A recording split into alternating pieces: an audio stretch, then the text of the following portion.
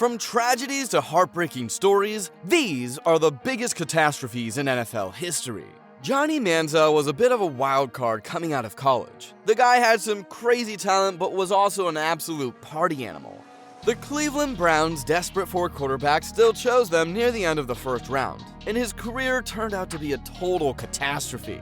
The dude had no interest in studying the playbook and was far more interested in going to Las Vegas and indulging in a whole lot of nose beers.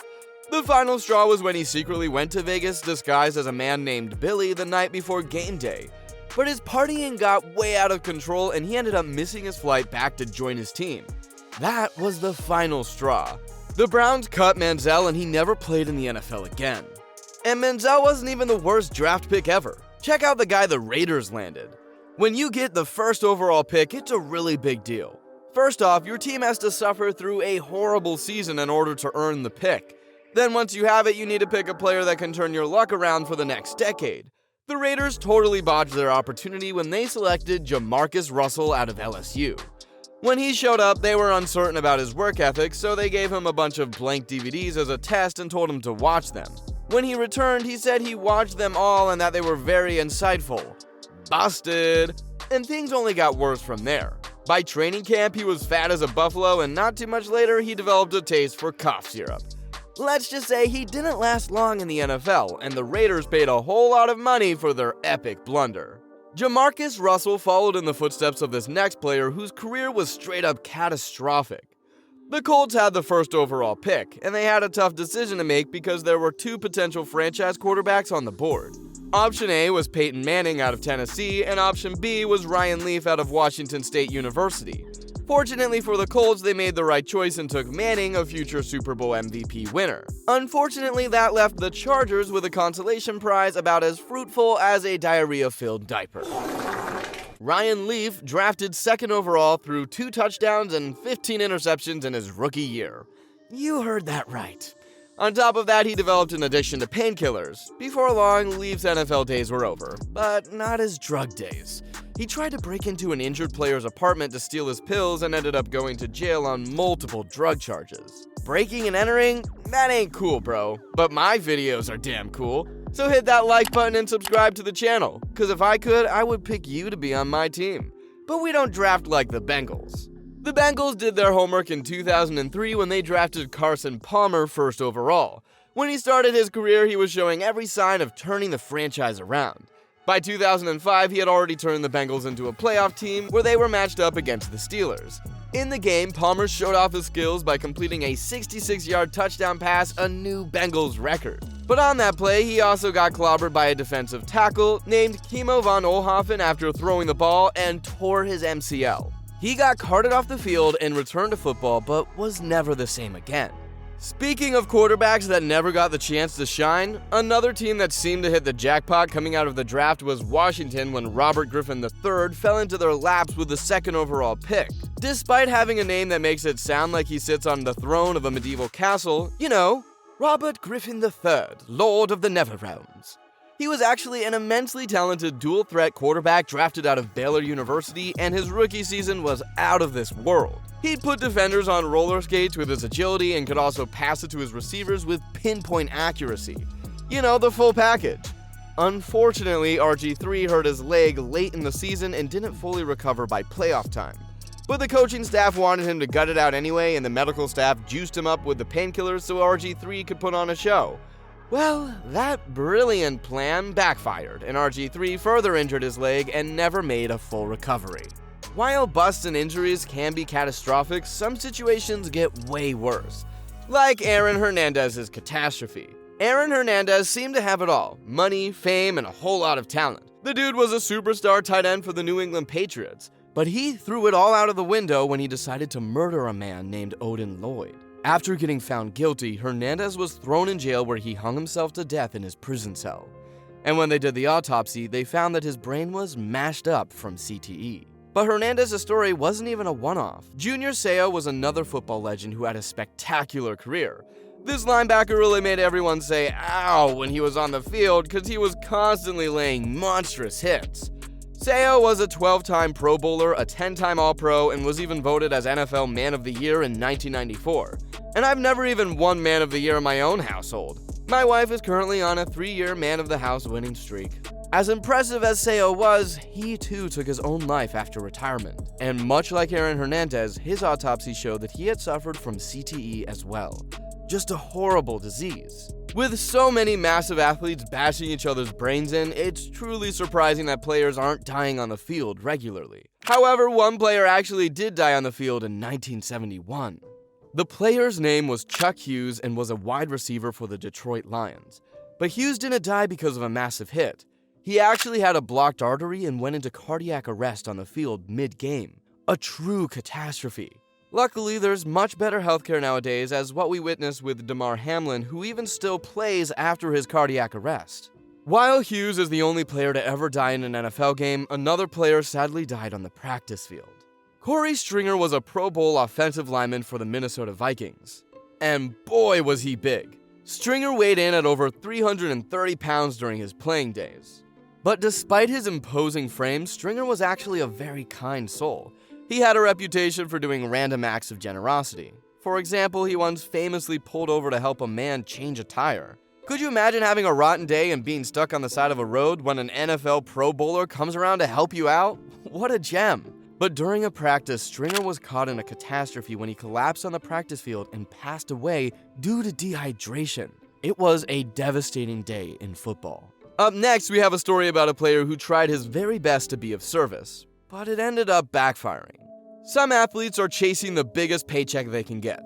And can you really blame them? In some ways, lots of us just want to get that bag of loot too. But not all players have that same mindset.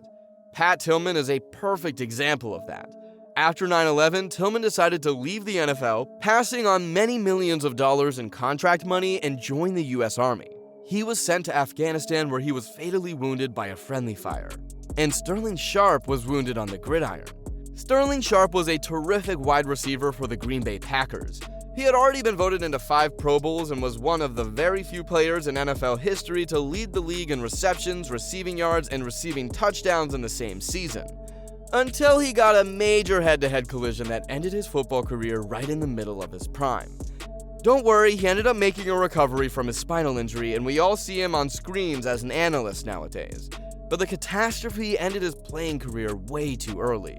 While Sharpe's injury was tough to see, this next one was even harder. Well, unless you like to see deformed human bones. When you think of gruesome and catastrophic NFL hits, one of the most infamous plays of all time was a hit that Lawrence Taylor made on Joe Theismann. When Taylor got to the quarterback, he went full out like a dog on a bone. Actually, maybe a little too full out. Taylor decimated Theismann so badly that his leg was just dangling there like a Christmas ornament. Ugh, gross. Well, fun was over real quick as Taylor immediately started screaming for help after he cracked the poor QB like a chicken wing. Theismann was carted off the field and never played NFL football again. And so was Ryan Shazier in this next catastrophic NFL moment. Ryan Shazier was a young All-Pro linebacker for the Pittsburgh Steelers. And boy was he ever fast as a cheetah. I mean, this guy could frickin' fly out there. And on a seemingly routine play, he tackled a wide receiver and something just jolted inside of him and he fell on his back motionless. Turns out, Shazier suffered a devastating spine injury, and doctors said he might never walk again. Shazier was determined not only to regain his mobility, but to once again play in the NFL. And he did learn to walk again. But 3 years after the injury, he announced his retirement and said that playing the game he loves is no longer on the cards. You've got to work so hard to make it. Then it's all taken away in the blink of an eye. Just look at what happened to Drew Bledsoe after he got injured. Everyone knows who Tom Brady is, but not quite everyone knows who Drew Bledsoe is. What if I told you that Drew Bledsoe was supposed to be the greatest quarterback of all time? Hear me out. Drew Bledsoe was a record-breaking college quarterback who was drafted first overall and led the NFL in passing yards. He signed a record-breaking contract worth $103 million to be the starting quarterback for the New England Patriots. Life was perfect. But in week 2, with all stars seeming to be aligned, Drew Bledsoe suffered a concussion and was forced out of action. Sad, but somewhat typical, unfortunately, Bledsoe's situation was different. Unlike most quarterbacks who would have some sorry knucklehead come in to try to hold the fort, Bledsoe's backup was a skinny kid from California named Tom Brady. And Brady was so good that the Patriots never gave the job back to Bledsoe and went on to win 6 Super Bowls without him. They partied and bought mansions and had supermodel wives, while Bledsoe was left dreaming about what could have been had he never taken that hit. The sad thing is, Bledsoe will never know. And this next player knows, but wishes he could forget. Way back in the 1970s, there was a tight end named Jackie Smith. Smith played a long career in St. Louis as a tight end and was well respected at his position. 5 straight times, Jackie Smith was voted to the Pro Bowl. But at age 38, Smith was getting close to retiring and he wanted to give it one last hurrah to reach his dream and become a Super Bowl champion. So he signed with the Dallas Cowboys. And the team went all the way to the big game where they played against the Steelers. And with the clock running down and the Cowboys down by 1 touchdown, the team ran a play to none other than Jackie Smith. He knew it was the last game of his career and that this was the biggest moment of his life. When the ball was snapped, everyone in the stadium thought the Cowboys were going to run it, which left Jackie Smith wide open in the back of the end zone. Roger Staubach threw him a perfect pass right in the breadbasket. But somehow, the ball slipped out of Jackie's hands and hit the ground. The play was followed by a moment of numbing silence and shock. Then Vern Lundquist announced, "Oh, bless his heart, he's got to be the sickest man in America." The play is remembered as the worst drop in NFL history, and is the only part of Jackie Smith's career that anyone remembers today. It's truly a catastrophe. These guys worked too hard to end up in the Book of Shame. Rich Gannon is another example. Things never came that easy to Rich Gannon. He was a 4th-round pick who had to wait 4 seasons before getting a single start in the NFL. After he finally earned the starting job with the Vikings, they gave up on him quickly and traded him to Washington for next to nothing. There, he suffered a shoulder injury that forced him to sit out and rehab for an entire season. After persevering through shoulder rehab, he got a gig as the backup quarterback in Kansas City, where he once again had to prove himself. And by performing every time he got the opportunity, he earned a starting opportunity with the Oakland Raiders at age 34. There, he played the best football of his life and continued to get better and better. In 2002, at age 37, he led the entire NFL in passing yards and won the league MVP award, which was just a crazy accomplishment. Not only that, but he led his team all the way to the Super Bowl, where he had one chance to fulfill his ultimate dream. Unfortunately, in the Super Bowl, Gannon had the worst game of his entire life. He threw a record-breaking 5 interceptions, and 3 of them were returned for touchdowns. The next couple years, he suffered injuries and retired in short order without ever playing another playoff game again. Rich Gannon's Super Bowl was bad from the start. This other Super Bowl matchup goes either way, depending on what side you were on. The Seattle Seahawks had possession of the ball on the Patriots' 1-yard line in the Super Bowl. They had about 1 minute left in the game and 2 timeouts remaining. On top of all of that, they had the best power back in the world at their disposal in Marshawn Lynch. It wasn't going to take a rocket scientist to draw up a play that would allow them to score. But Pete Carroll made the cringy decision to throw a pass on 1st down.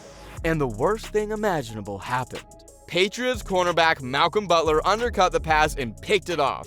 Just like that, the season and the Seahawks' dreams were all over. Football truly is a game of inches, and the Seahawks weren't the only ones that fell a yard short of Super Bowl glory. The Tennessee Titans were in the midst of a miracle run all the way to the Super Bowl at the beginning of the millennium. When I say miracle, boy, you should have seen it. And Kevin Dyson was the center of all of it. The 24-year-old kid from the state of Utah had already taken back a crazy lateral kick return for a touchdown to beat the Bills in the earlier rounds. So despite not being a star, he was beaming with confidence. And with the clock running out in the Super Bowl, the Titans were down by 1 touchdown. Dyson cut through the middle of the field where he caught a pass from Steve McNair. He had his eyes on glory and looked like he was going to score one of the most critical touchdowns in NFL history. Until a Rams linebacker named Mike Jones wrapped him up and dragged him down just 1 yard short. Could you imagine? He could practically smell the goal, it was so close. But the Rams won the game and Kevin Dyson never played in the Super Bowl again. There ain't much Dyson could have done differently, but this next player would do anything for one more chance to make amends. In 1990, the Buffalo Bills had a stacked roster that was destined for greatness. And the team went all the way to the Super Bowl where they played against the New York Giants. The game came down to one last play, a 47-yard field goal attempt for Bills kicker Scott Norwood to win the game. Norwood, in the biggest moment of his life, famously sent the ball wide right, and the Giants won. Norwood basically had to go into hiding after missing the kick because he was so devastated. But still, to this day, every time a kicker is in a high-pressure situation, Scott Norwood's name and the kick that went wide right are mentioned. Just like in the playoffs in 2024 against the Chiefs, another wide right moment happened as Tyler Bass missed the 44-yard attempt to tie the game. As despite as Scott Norwood is in Buffalo, his story isn't actually the biggest catastrophe attached to the team, thanks to the one and only O.J. Simpson.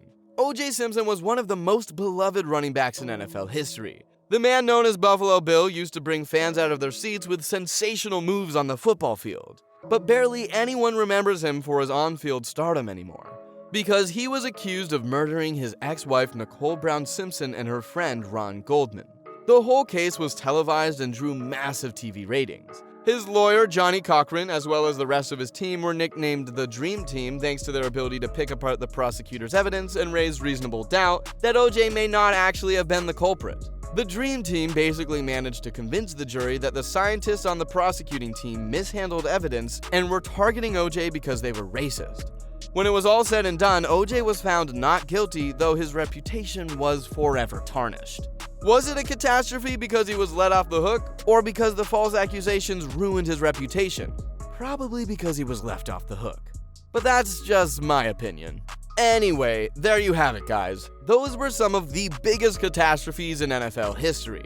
If you liked this video, be sure to let me know by hitting the thumbs up button and subscribing to the channel.